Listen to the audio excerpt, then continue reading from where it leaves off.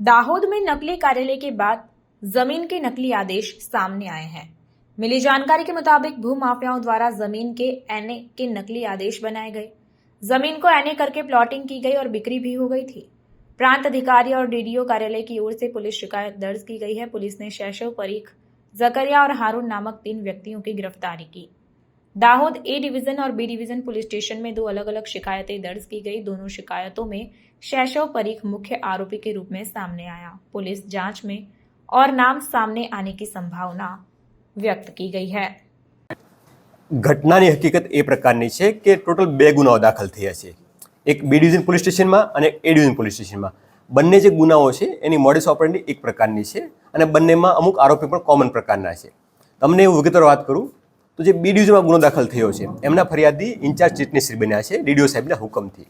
એક અમને અરજી મળી હતી, અરજીના પ્રાથમિક તપાસ કરી અને અમે અહેવાલ કર્યો હતો એસપી સાહેબ મારફતે, જે અંતર્ગત ડીડીઓ સાહેબે હુકમ કરી અને ઇન્ચાર્જ ચીટનીશને ફરિયાદી બનાવ્યા હતા.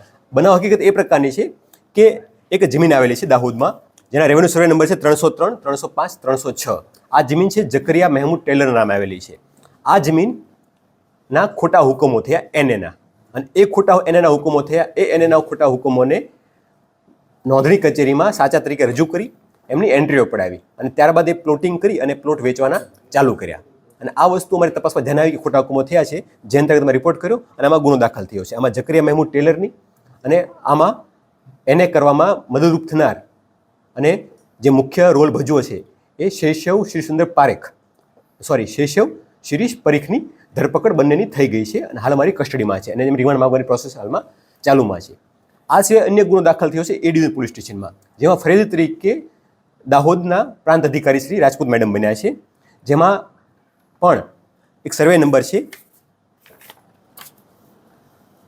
376/1/1/4, જેનો પ્રાંત અધિકારી શ્રી નામનો ખોટો એનએનો હુકમ થયો છે અને આ હુકમને આધારે એમની પણ નોંધણી કરાવીને પ્લોટિંગની કામગીરી ચાલુ કરવામાં આવી હતી. આ પણ બાબત ધ્યાને આવતા તમામ રેકર્ડ આધારે એમાં પણ હારૂન રહીમ પટેલની ધરપકડ કરી છે અને એમાં પણ શૈશવ શિરીષ પરીખનું નામ ખુલવા પામેલ છે, જેમની ધરપકડની પ્રોસેસ હાલમાં ચાલુમાં છે.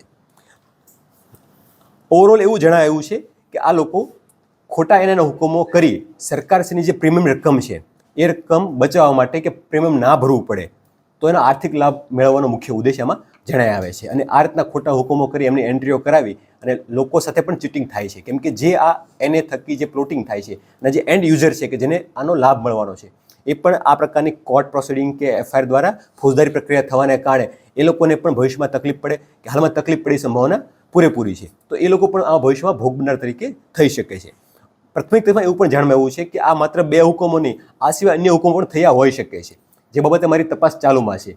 આ બંને ગુનામાં અન્ય 2 આરોપીઓના નામ પ્રાથમિક દૃષ્ટિએ અમારી સામે ખુલી ગયા છે, જેમની અમે વિગતવાર તપાસ કરીને અટક કરવાની કામગીરી અમે હાલમાં તપાસમાં છીએ. આ 2 હુકમો સિવાય અન્ય પણ હુકમો હોય એવી સંભાવના નકારી શકાય નહીં.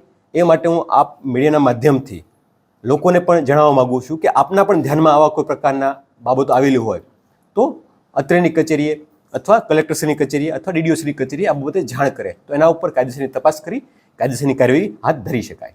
સર, પ્રીમિયમ ચોરી કાંડમાં કેટલા લોકો સંડોવાયેલા છે? અત્યારે પ્રથમ દ્રષ્ટિએ બંને ગુનાઓ છે એમાં 2 લોકો નામજોગ થઈ ગયા છે અને 2 લોકો અમારી પાસે નામ ખુલી ગયા છે, એટલે 4 લોકો અમારા ધ્યાનમાં આવ્યા છે, પણ હજી તપાસ વધુમાં ચાલુમાં છે. આમાં આગળ ઘણા લોકો ખુલી શકે છે. સર, આ જમીન સિવાય અન્ય કોઈ જમીનોમાં પણ ભેદ ઉકેલાયો છે? હાલમાં 2 જમીન પૂરતો મેટર ધ્યાનમાં આવી છે અમારા, આગળ તપાસ ચાલુમાં છે.